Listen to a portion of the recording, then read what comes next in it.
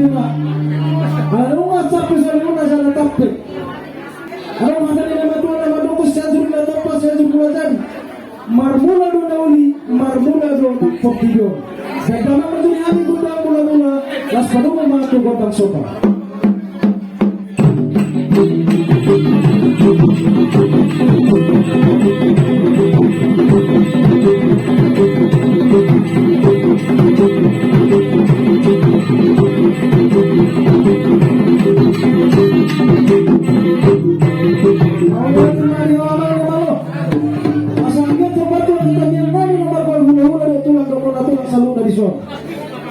Asa baik kalian lihat gabinet poros saya dia menupai salahnya mata nomor 2 kata mar lihat gabi mama lihat poros tupahan lah dia karena orang mungkin depan yang buru manusia betul baik mana mana lo lain lihat kita di depan ada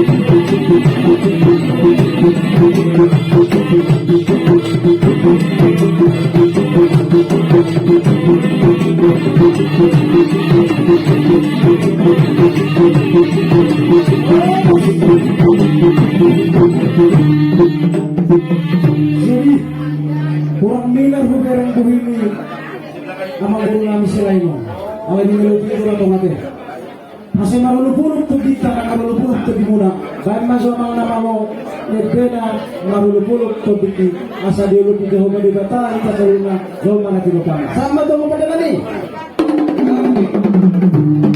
masih dia